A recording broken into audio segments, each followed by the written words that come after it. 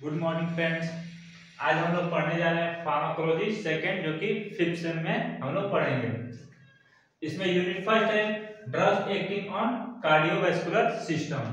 सबसे पहले हम लोग कार्डियोवैस्कुलर सिस्टम पढ़ने से पहले ड्रग कैसे एक्ट करता है उससे पहले हम लोग पढ़ेंगे हार्ट क्या होता है, इसकी स्ट्रक्चर क्या होता है, एनाटॉमी क्या होता है, फिजियोलॉजी क्या है। तो आइए हम लोग पढ़ते हैं हार्ट के पूरा एनाटॉमी और फिजियोलॉजी। सबसे पहले देखेंगे तो हार्ट क्या है। तो हार्ट एक कार्डियोवैस्कुलर सिस्टम है जो कि ये ब्लड को पूरे बॉडी में क्या करता है, पंप करने का काम करता है। किसके थ्रू? ब्लड वेसल्स के थ्रू। तो अब देखते हैं कि हार्ट का कहाँ सिचुएटेड होता है, कितना उसका शेप, साइज, किस कलर का होता है, क्या होता है, हम लोग यहाँ पढ़ेंगे। सबसे पहले हम लोग देखेंगे तो हार्ट कहाँ प्रेजेंट होता है। तो यह है थोरैसिक कैविटी।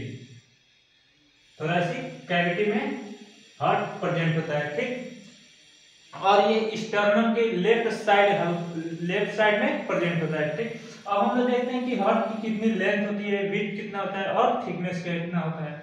तो लेंथ की बात करें तो ये होता है 12 सेंटीमीटर। विड्थ की बात करें तो ये होता है 9 सेंटीमीटर। और थिकनेस की बात करें तो ये होता है हम लोग का 6 सेंटीमीटर, ठीक। और हार्ट किस शेप का होता है? तो हार्ट एक कोन शेप का होता है, कोन शेप का होता है। और हार्ट की कलर की बात करें तो ये लाइट रेड कलर का होता है, रेड इन कलर का होता है, रेड कलर का, ठीक। अब हम लोग देखते हैं कि ये हो गया हार्ट की एनाटॉमी कहाँ प्रेजेंट होता है, किस कैविटी में होता है, हार्ट की शेप, साइज हो गया एनाटॉमी। अब हम लोग देखते हैं कि हार्ट में कुल चेंबर कितने होते हैं, यानी चेंबर। तो देखें तो इसमें दो आउटफ्लो और दो इनफ्लो चेंबर होता है। आउटफ्लो यानी टू आउटफ्लो, आउटफ्लो और दो इनफ्लो। आउटफ्लो का मतलब होता है कि हार्ट से ब्लड हार्ट के बाहर कैसे जाता है, और इनफ्लो यानी हार्ट में ब्लड किससे किसके थ्रू आता है, उसका मतलब आउटफ्लो और इनफ्लो। अब देखते हैं कि आउटफ्लो में क्या होता है। तो राइट वेंट्रिकल्स और लेफ्ट वेंट्रिकल्स आ गया। और इनफ्लो की बात करें तो राइट एट्रियम और लेफ्ट एट्रियम आ गया। अब देखते हैं कि हार्ट में कितने वाल्व होते हैं। तो वाल्व, तो हार्ट में कुल 4 वाल्व होते हैं। कौन कौन से? तो पहला होता है ट्राइकस्पिड वाल्व, इसका दूसरा नाम है पेसमेकर के नाम से भी जानते हैं, या एट्रियोवेंट्रिकुलर वाल्व, सॉरी पेसमेकर हम लोग ऐसे नट को बोलते हैं। हम लोग यहाँ बात कर रहे हैं वाल्व्स की। तो वाल्व्स में होता है पहला ट्राइकस्पिड वाल्व, जिसको हम लोग एट्रियोवेंट्रिकुलर वाल्व के नाम से भी जानते हैं। दूसरा होता है हम लोग को बाइकस्पिड वाल्व, ठीक। तीसरा इसमें आता है पल्मोनरी वाल्व। चौथा आता है एओर्टिक वाल्व, ठीक। तो ये नंबर्स ऑफ वाल्व होते हैं हम लोग के हार्ट में जो प्रेजेंट होते हैं। अब बात आती है कि हार्ट के मेनली कितने लेयर्स होते हैं, यानी layer of heart, layer of heart. तो हार्ट के मेनली 3 लेयर होते हैं। कौन कौन से होते हैं? तो पहला होता है पेरिकार्डियम, पेरिकार्डियम। दूसरा होता है मायोकार्डियम, और तीसरा होता है इंडोकार्डियम, इंडोकार्डियम, ठीक। पेरिकार्डियम सबसे outer most layer of heart होता है, जो कि फाइब्रस टिश्यू से मिलकर बना होता है। दूसरा होता है मायोकार्डियम, जो कि मिडिल लेयर होता है। इसी में आता है एक मायोजेनिक सेल, मायोजेनिक सेल, जो कि इंपल्स का फॉर्मेशन करने में हेल्प करता है। तो हम लोग मायोजेनिक सेल, जो कि इंपल्स को क्या करता है, फॉर्मेशन करने में हेल्प करता है। तीसरी होती है इंडोकार्डियम, जो कि सबसे इनर लेयर होता है ऑफ हार्ट के, ठीक। अब हम लोग देखते हैं कि हार्ट में ब्लड कैसे आता है और कैसे पंप होकर किसी सेल्स या टिश्यू या ऑक्सीजन को लेकर आउटफ्लो होता है। तो आइए हम लोग पढ़ते हैं हार्ट की फिजियोलॉजी, ब्लड फ्लो के बारे में।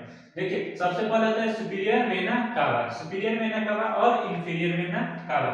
सुपीरियर और इंफीरियर वेना कावा से ब्लड यानी डीऑक्सीजनेटेड ब्लड, डीऑक्सीजनेटेड ब्लड क्या होता है, हार्ट में प्रेजेंट यानी इंटर करता है। सबसे पहले राइट एट्रियम में आता है। राइट एट्रियम से वो जाता है किसमें, ट्राइकॉस्पिड वाल्व से होकर राइट वेंट्रिकल्स में, राइट वेंट्रिकल्स में जाता है। उसके बाद हम लोग देखते हैं तो ये इसमें होता है पल्मोनरी वाल्व। पल्मोनरी वाल्व से यानी पल्मोनरी से होकर ये ब्लड कहाँ जाता है लंग्स में, यानी लंग्स में जाता है और CO2 को वहां छोड़ के ऑक्सीजन को कैरी करके फिर से कहाँ आता है हार्ट में आता है। तो हार्ट के सबसे किस पार्ट में आता है तो लेफ्ट एट्रियम में आता है। लेफ्ट एट्रियम के बाद आता है बाइकास्पिड वाल्व से होकर लेफ्ट वेंट्रिकल्स में। लेफ्ट वेंट्रिकल से फिर से ब्लड क्या करता है ये जाता है एओर्टिक वाल्व से होकर एट्रियम में।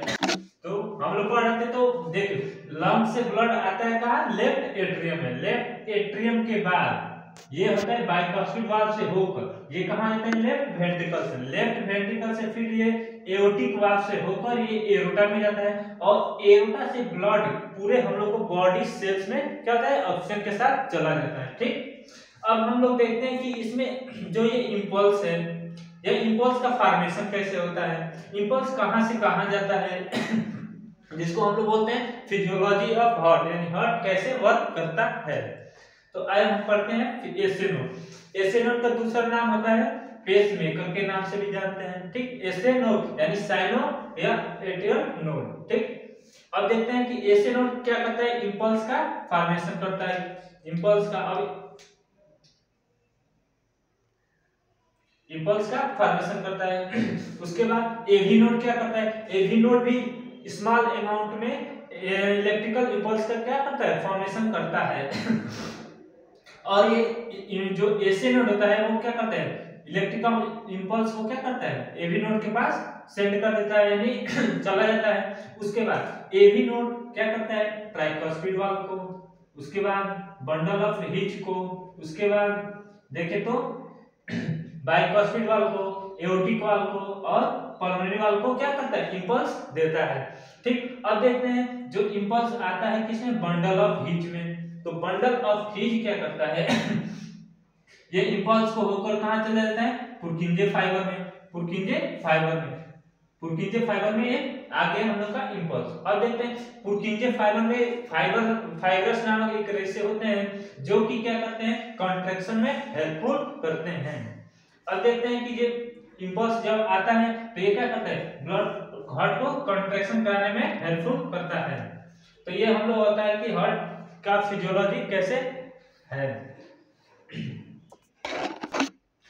अब हम लोग पढ़ने जा रहे हैं ड्रग एक्टिंग ऑन हार्ट, यानी हार्ट पे ड्रग कैसे एक्ट करता है। ठीक, तो हम सबसे पहले पढ़ेंगे हीमोडायनेमिक्स के बारे में, यानी हीमो क्या होता है और डायनेमिक्स हीमोडायनेमिक्स क्या होता है, ये हम लोग कैसे वर्क करता है और ड्रग जो भी पढ़ेंगे हार्ट पे कैसे वर्क करता है। तो अभी हम लोग पढ़े हैं हार्ट के बारे में, हार्ट की एनाटॉमी और फिजियोलॉजी। तो अब हम लोग पढ़ने जा रहे हैं introduction to haemodynamics and electrophysiology of heart. सबसे पहले देखते हैं कि हीमोडायनेमिक्स क्या होता है, ये इसको क्यों पढ़ते हैं हम लोग। देखिए तो हीमोडायनेमिक्स, हीमोडायनेमिक्स दो वर्ड से मिलकर बना है, haemo plus dynamics. Haem means होता है हम लोग का ब्लड, डायनेमिक्स मींस होता है मूवमेंट। यानी हेमोडायनेमिक्स बोले तो ये स्टडी कराता है मूवमेंट ऑफ ब्लड, यानी ब्लड कैसे मूवमेंट करता है, सेल्स के पास कैसे जाता है, किस वेसल्स यानी किस के थ्रू ब्लड सेल्स के पास जाता है, तो उसी को बोलते हैं हम लोग हेमोडायनेमिक्स। अब देखते हैं हम लोग जो भी ब्लड एक होता है आर्टरीज, वेन्स। आर्टरी के थ्रू हमेशा ऑक्सीजनेटेड ब्लड जाता है और वेन्स के थ्रू डीऑक्सीजनेटेड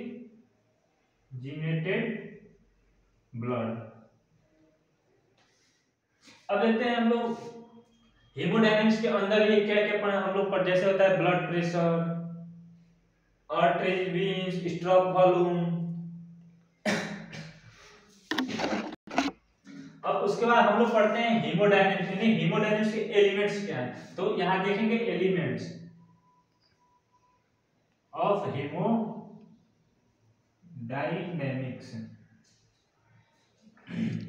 तो इसमें देखते हैं हम लोग क्या होता है, पहला होता है ब्लड प्रेशर,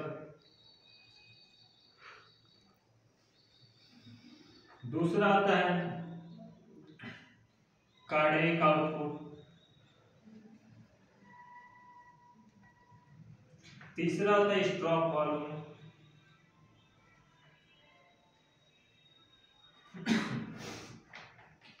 चौथा होता है सिस्टेमिक सर्कुलेशन,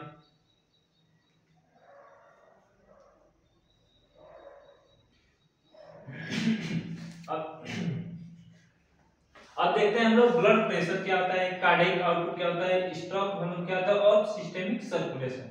तो देखते हैं हम लोग ब्लड प्रेशर क्या होता है। ब्लड प्रेशर को स्टडी करने से पहले हम लोग स्टडी करते हैं कि ब्लड वेसल्स, यानी ब्लड वेसल्स क्या होता है। ये हम लोग का क्या है, ब्लड वेसल, ब्लड वेसल्स। अब देखते हैं इसमें हम लोग को ब्लड क्या होता है, फ्लो करता रहता है, ब्लड फ्लो कर रहा है। और जब ब्लड फ्लो करता है तो ये वेसल्स के वाल्व्स हैं, इस पे एक क्या करता है, फोर्स लगाता है, यानी फोर्स लगाता है, उसी को हम लोग ब्लड प्रेशर कहते हैं। ठीक, और इसका एक डेफिनेशन बोले तो the force acting on the walls of blood vessel is called blood pressure. ठीक, अब देखते हैं कार्डियक आउटपुट। कार्डियक आउटपुट यानी कार्डियक आउटपुट क्या होता है, तो सबसे कार्डियक आउटपुट में होता है जब हार्ट से पर मिनट या पर बीट कितना the amount of blood pump through the ventricles इन पर मिनट इज नोन है कार्डियक आउटपुट, यानी एक मिनट में वेंट्रिकल से कितना ब्लड पंप हो जाता है, इसी को हम लोग बोलते हैं कार्डियक आउटपुट। ठीक, इसके बाद आता है स्ट्रोक वॉल्यूम। स्ट्रोक वॉल्यूम होता है जब एक लेफ्ट वेंट्रिकल से एक मिनट में या एक बीट में कितना अमाउंट ब्लड को पंप कर रहा है, उसको हम लोग बोलते हैं स्ट्रोक वॉल्यूम। जैसे कि 1 मिनट में लेफ्ट वेंट्रिकल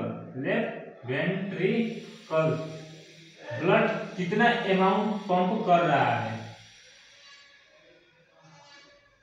उसको क्या बोलते हैं हम लोग, स्ट्रोक वॉल्यूम बोलते हैं। सिस्टेमिक सर्कुलेशन में होता है जैसे कि ब्लड जो है एक सर्कुलेशन के थ्रू जाता है, जैसे कि वेन्स में जाता है, कैपिलरी में जाता है और किस में जाता है, आर्टरीज के थ्रू होकर क्या आता है, पूरे बॉडी में फ्लो करता है। सिस्टेमिक सर्कुलेशन जैसे कि देखते हैं हम लोग हार्ट से ब्लड जाता है कहाँ, किसके थ्रू जाता है, तो आर्टरीज के थ्रू जाता है। आर्टरी में वो भी ऑक्सीजनेटेड ब्लड होता है, ऑक्सीजनेटेड ब्लड ये कहाँ जाता है, सेल्स के पास जाता है, किसके थ्रू, आर्टरीज के थ्रू, बॉडी सेल्स के पास। ठीक, देन सेल से फिर आता है ये ब्लड आता है कहाँ, हार्ट के पास, वो किसके थ्रू आता है, तो वेन्स के थ्रू आता है। वेन्स के थ्रू हम लोग कहाँ आते हैं, फिर से हार्ट में आते हैं, जो कि एक ये सर्कुलेटरी यानी पूरा एक क्लोज पाथवे बना रहा है। इसी को हम लोग पढ़ते हैं सिस्टेमिक सर्कुलेशन, यानी पूरे बॉडी में कैसे ब्लड चलता है, सर्कुलेट कर रहा है, इसको क्या बोलते हैं हम लोग, सिस्टेमिक सर्कुलेशन। अब इसके बाद हम लोग पढ़ने वाले हैं इलेक्ट्रोफिजियोलॉजी ऑफ हार्ट। हम लोग पढ़ रहे हैं इलेक्ट्रोफिजियोलॉजी ऑफ हार्ट, यानी हार्ट में इंपल्स का फॉर्मेशन क्या होता है और इलेक्ट्रोफिजियोलॉजी क्या होता है। तो सबसे पहले पढ़ते हैं इलेक्ट्रोफिजियोलॉजी। तो it is the study about generation and conduction of impulse in heart is known as electrophysiology of heart. अब देखते हैं हम लोग कि जो कंडक्शन और रिलैक्सेशन, कंडक्शन इंपल्स कंडक्ट कैसे करता है, तो इसमें आता है कंट्रैक्शन का और एक होता है रिलैक्स, यानी हार्ट में कंट्रैक्शन कब होता है, रिलैक्सेशन कब होता है। तो हम लोग पढ़ते हैं अभी एक्शन पोटेंशियल, यानी इंपल्स का फॉर्मेशन कैसे होता है एक्शन पोटेंशियल में। एक्शन पोटेंशियल अब देखते हैं हम लोग, अभी पढ़े हैं हम लोग इलेक्ट्रोफिजियोलॉजी ऑफ हार्ट, यानी फिजियोलॉजी ऑफ हार्ट, जिसमें हार्ट में कैसे इंपल्स कंडक्शन का फॉर्मेशन हो रहा है। तो हम लोग देखते हैं सबसे पहले आता है एसी नोड, फिर अगेन आता है एबी नोड, फिर थर्ड आता है बंडल ऑफ हीट, फोर्थ आता है हम लोग का पुर्किंजे फाइबर,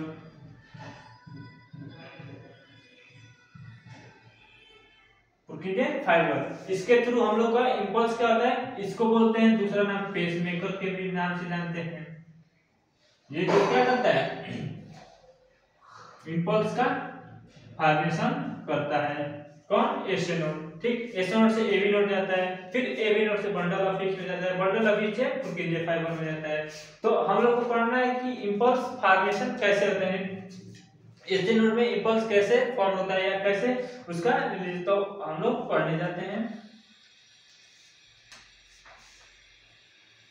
फॉर्मेशन ऑफ इंपल्स, सबसे पहले देखते हैं तो ये 4 फेज में होता है। फेज कौन कौन सा होता है, फेज फर्स्ट, फेज 0 होता है, फेज फर्स्ट होता है, फेज सेकेंड, फेज थर्ड, ये फेज फोर्थ हो जाता है। अब देखते हैं कि फेज 0 क्या होता है। तो सबसे पहले इसमें फेज 0 में होता है कि सोडियम आयन जो भी होते हैं वो सेल्स के अंदर इनसाइड में जाते हैं, जिसको हम लोग डीपोलराइजेशन के भी नाम से जानते हैं, यानी डीपोलराइजेशन। इसमें क्या होता है, सोडियम जो होता है, सोडियम आयन क्या करता है, इंटर इनसाइड द सेल, यानी सेल्स के अंदर क्या करता है, इंटर करता है, यानी तो वो क्या होता है, फेज 0 होता है। ठीक, जिसमें यह चला जाता है +50 माइक्रो वोल्ट के, इसका इंपल्स जनरेशन होता है। सेकेंड होता है हम लोग का पोटेशियम चैनल ओपन होता है। जब ये सोडियम चैनल अंदर जाता है सेल्स के अंदर, तो वहां से वो आयंस को मेंटेन करने के लिए पोटेशियम आयन क्या होता है, बाहर की तरफ जाता है। तो ये इसमें होता है रिपोलराइजेशन।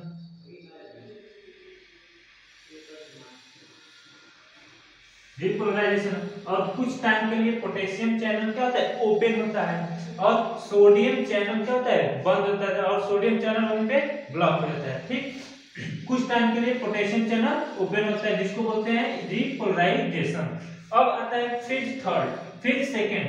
तो फेज सेकंड में क्या होता है, block potassium ion and open calcium ion enter inside the cells, यानी इंटर इनसाइड द सेल्स, यानी पोटेशियम चैनल ब्लॉक हो जाता है और ओपन हो जाता है कैल्शियम आयन, जो कि सेल्स के अंदर इंटर करता है। ठीक, देन फेज थर्ड में होता है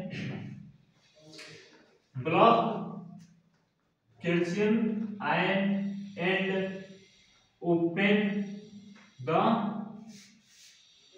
पोटेशियम चैनल, और पोटेशियम जो आयन होता है वो क्या होता है, आउटसाइड द सेल, यानी सेल्स के बाहर आने लगता है। देन थर्ड में होता है, जब वो आने लगते हैं तो इसी को बोलते हैं हम हाइपर पोलराइजेशन। हाइपर पोलराइजेशन, इसी को हम लोग पढ़ते हैं हाइपरपोलराइजेशन के नाम से जानते हैं। फेज थर्ड को बोलते हैं प्लेटी फेज। तो ये क्या करता है, फेज सेकेंड में कैल्शियम का जो इंटर करता है अंदर इनसाइड द सेल, वो ब्लॉक हो जाता है, और पोटेशियम आयन जो चैनल है वो पोटेशियम आयन बाहर जाता है, जिसको हम लोग बोलते हैं हाइपर रिपोलराइजेशन। अब आता है फेज फोर्थ, यानी फेज फोर्थ में क्या होता है, या फिर से नॉर्मल वे में स्टेडी बोले या नॉर्मल सेल्स हो जाते हैं, नॉर्मल, इसमें कोई भी इंपल्स का फॉर्मेशन नहीं होता है, जो कि स्टेडी के भी नाम से जानते हैं। अब देखते हैं हम लोग ग्राफ के माध्यम से हम लोग इसको समझते हैं कि रिपोलराइजेशन, डीपोलराइजेशन, हाइपर रिपोलराइजेशन क्या होता है। ठीक, अब देखते हैं फेज फर्स्ट, यानी फेज जीरो। फेज जीरो में क्या होता है, तो इसमें जो मान लीजिए सेल्स हैं, इस बाहर है सोडियम आयन, तो जब ये सोडियम आयन सेल्स के अंदर जाता है, यानी इनसाइड द सेल्स, तो यहाँ फेज जीरो स्टार्ट होता है, तो ये फेज जीरो यहाँ तक आता है। ठीक, उसके बाद कुछ टाइम अंदर होता है पोटेशियम आयन, जो कि पोटेशियम आयन कुछ अमाउंट में, स्मॉल अमाउंट में बाहर जाता है सेल्स के बाहर, तो ये हम लोग का ये ग्राफ बन जाता है। फिर अगेन कैल्शियम आयन ओपन हो जाता है और कैल्शियम आयन इंटर करता है इनसाइड द सेल्स। जब इंटर करता है ये सेल्स के अंदर, तो ये पोटेशियम आयन क्या होता है, ब्लॉक हो जाता है। पोटेशियम आयन ब्लॉक और क्या करता है, कैल्शियम आयन इंटर करता है inside cells, enter inside cells. तो ये कौन सा फेज बनाता है, प्लेटिव फेज बना देता है। इसको प्लेटिव के नाम से, यानी प्लेटिव बना देता है, ठीक। देन कुछ टाइम बाद कैल्शियम जो आयन से वो क्या होता है, ब्लॉक हो जाता है, और ब्लॉक जो कैल्शियम आयन ब्लॉक हो जाता है तो पोटेशियम आयन ओपन हो जाता है। पोटेशियम आयन जो चैनल से ओपन हो जाता है और पोटेशियम आयन सेल्स के बाहर आने लगता है, जिसके कारण हाइपर पोलराइजेशन होता है। इसको हम लोग फेज थर्ड के नाम से भी जानते हैं, इसको हाइपर रिपोलराइजेशन बोलते हैं।